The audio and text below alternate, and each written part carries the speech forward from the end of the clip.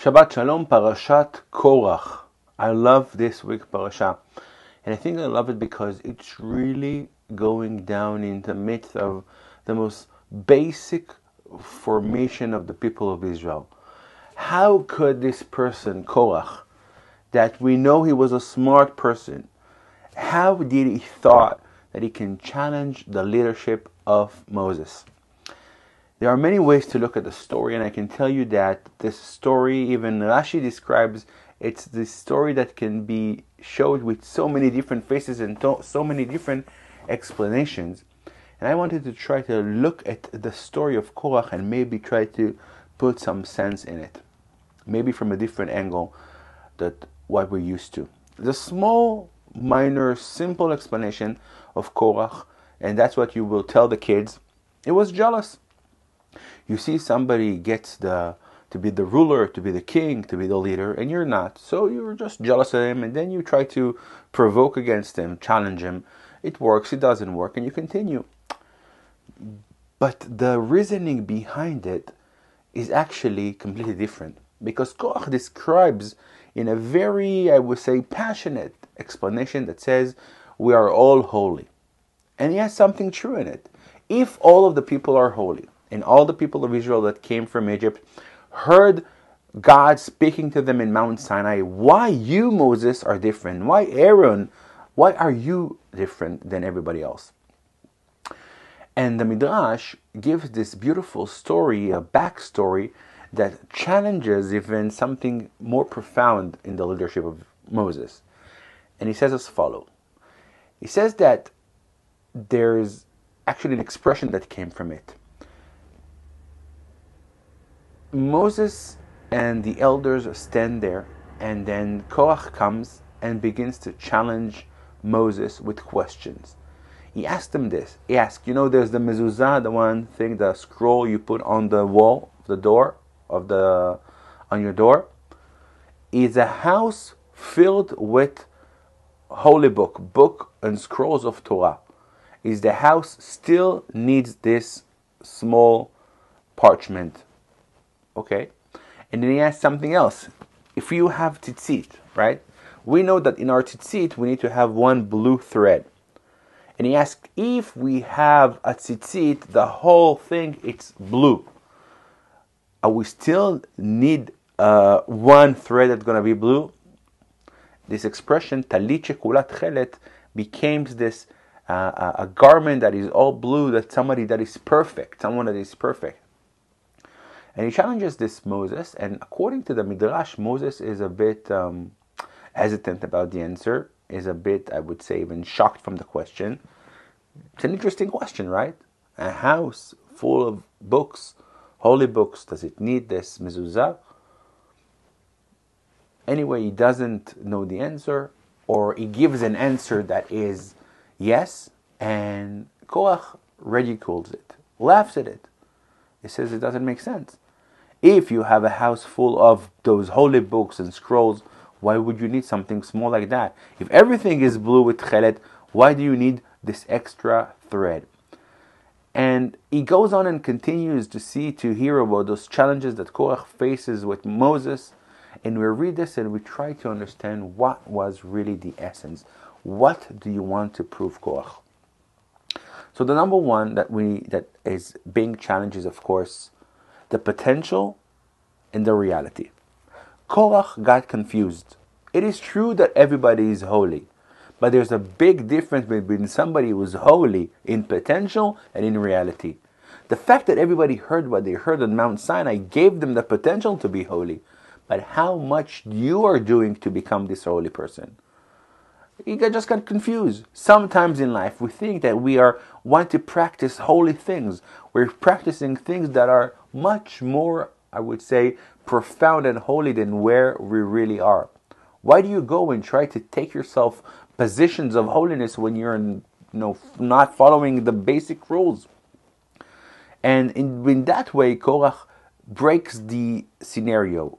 It's true that everybody is holy, but not everybody did emotional, religious, spiritual work like Moses and Aaron. That's number one. But more profound, According to Rabbi Soloveitchik, this story and the challenge with the books and the garments is giving us an insight to something that is really profound in Judaism. And this is the description of what's the part of rabbis in our story. You know that for many people, many of my friends ask me questions about the fact that we know there's 613 commands in the 5 books of Moses, and then there are so many add-ons that from our sages. And the answer we usually give is, this is what the sages say, this is the explanation that sages say. And for many who don't know the details of all the things that the sages say, it looks a bit bizarre. And I think that's the statement that Korach gives.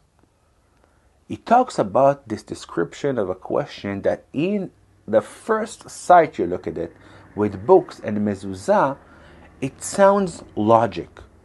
And a garment that's filled with blue and then one thread, it sounds logic. But this is where Korach gets it wrong. When you are using your normal day-to-day logic, you will be confused. The Torah, the mitzvot, the rituals, what the sages say are commands, and all the small and minor details inside of them, this is not something that you can get from your basic knowledge, from your basic logic. Many people are trying to look at the Torah and the mitzvot and all the rituals in a very shallow way. Does it make sense or it doesn't make sense? You need to understand. Moses, Aaron, and all the big ones are spending their lifetime in the journey of understanding what those texts mean. They go deep, diving into the text, trying to understand the ritual. Their brain is not pure logic. This is brain that is being built from the Torah, from many years of experience in learning it, from the Mishnah, from the Talmud, and all the other texts that our sages give. You understand now?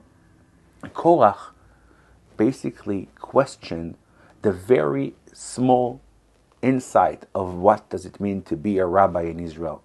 Moses is not God. Moses is this rabbi, and we call him Moshe Rabbeinu.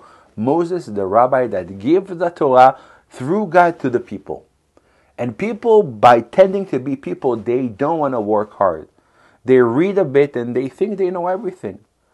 And when Korach asks him about this question about the books and the mezuzah, he says to him, I'm a smart person. I know here and there, I read some news. I know what's logic and what's not logic. Why this is the case? And the answer that God gives in the whole of this portion is, when you question the system of understanding how you need to change your brain to go inside the learning and understand things differently. To understand that, it takes years. It takes a lot of effort. It takes to be a rabbi. It takes somebody that's going to dig and understand what's the meaning behind it. And the third element that needs to be explained in this week portion is that something that we already seen in the last 2 weeks. We saw it when Miriam questioned Moses and got the leprosy. And we said it last week. You are not questioning Moses, you're questioning God. And last week portion, when the spies questioned the people of Israel, we said it again. You're not questioning the land of Israel. You are questioning God. And now in this week portion, it comes again. When Korach comes and tries to challenge the chosen from Hashem. You're not challenging Moses and Aaron. You are challenging God's decision. And this is the lesson to be learned from Korach. Number 1, humble. Remember, there's potential and there's reality. Don't get confused. It's true, everybody can be holy, but not everybody is holy yet. It's a work, it's a process. Same goes to the second understanding. The process of learning and understanding things in the real insight doesn't come from what you feel, from what logic tells you, from a simple set of mind. You need to dive deep to understand the inner things. And number 3, when you are challenging the people of God, you are challenging God Himself. Shabbat Shalom.